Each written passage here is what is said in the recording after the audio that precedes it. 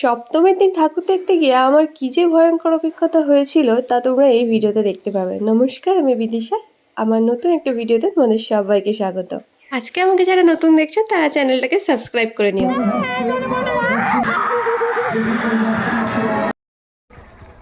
আজকে হলো সপ্তমী। এখন আমরা যাচ্ছি ঠাকুর দেখতে না, প্রথমত দোকানে যাব, রাত্রেবেলা যাব ঠাকুর দেখতে। এখানে ভাই আর এখানেও আমরা কিছু জিনিস ব্যাগে নিয়েছি।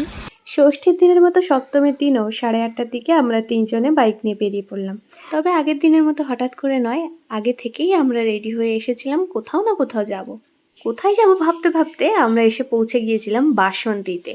আর এখন প্যান্ডেলের লাইনে, গ্রামে আবার লাইন পড়ে, হ্যাঁ এই জায়গায় লাইন পড়ে, কারণ এখানে প্রত্যেক বছর হয় ভূত বাংলো।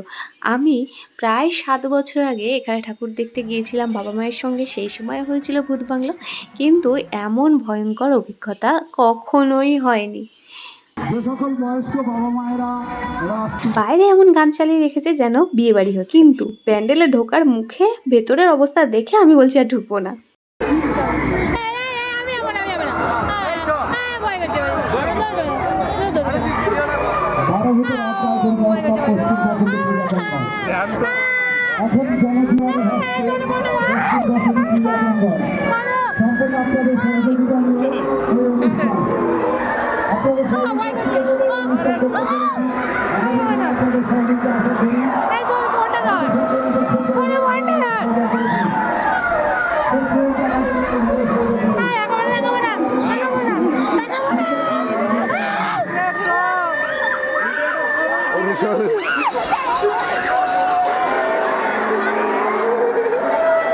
আসো আসো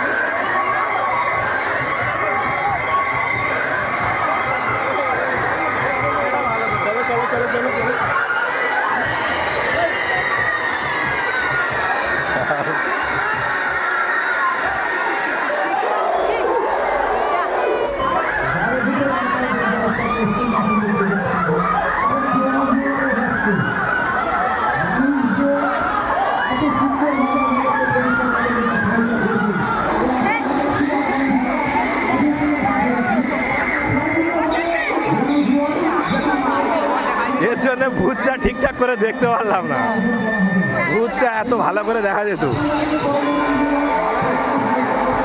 পরে ভিডিওটা দেখে হাসি পেলেও তখন আমার যা অবস্থা ছিল কথা বলতেও ইচ্ছা হচ্ছিল না, এত বিচ্ছিরি রকম ভয় পেয়েছিলাম পুরোটা। ওই যে ফোনটা দিয়ে দেওয়ার পর থেকে ভাইকে বলছিলাম তুই ফোনটা নে, ফোনটা পলাশ নিল, কিন্তু তারপর আমি আর তাকিয়ে দেখিনি, চোখ বন্ধ করে ওরা টেনে টেনে বাইরে। পরের দিন আবার বাবা মাকে নিয়ে গেছিলাম ওই ভূতগুলো ঠিক করে দেখবো বলে। তবে ফোনে করে রাখা ভিডিওটা বারবার দেখছিলাম আর ভাবছিলাম, যখন জানতামই মানুষগুলো ভূত সেজে যাচ্ছে তারপরেও কেন এত ভয় পেলাম জানি না, সেই মুহূর্তটা একটা অন্যরকম ছিল। এদিকে বাসন্তীতে অনেকগুলো প্যান্ডেল হয়, প্রায় 5টা-6টা মতো, এগুলোই এক এক করে দেখতে শুরু করেছি। এই প্যান্ডেলটাও খুব সুন্দর বানিয়েছিল। আর গ্রামের দিকে রাত 9টা মানে কিন্তু অনেক রাত, তাই প্যান্ডেলে খুব একটা ভিড় নেই, দেখতে পাচ্ছ।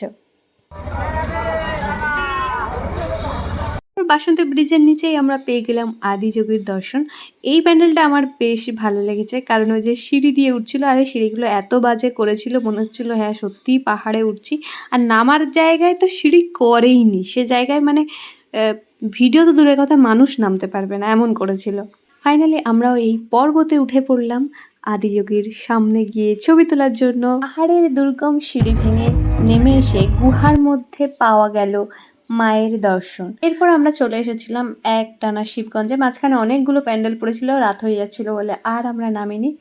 আর এই জায়গায় প্যান্ডেল সহ ঠাকুরটা দুর্দান্ত করেছিল, ভীষণ সুন্দর। আর প্রত্যেকটা প্যান্ডেলে স্বাভাবিকভাবেই এত গান চলছিল যে সেই রিল ক্লিপ রাখাই যাচ্ছে না, কপিরাইট দিয়ে দিতে পারে। যাই হোক, আমরা তিনজনে ভীষণ ভীষণ মজা করেছিলাম।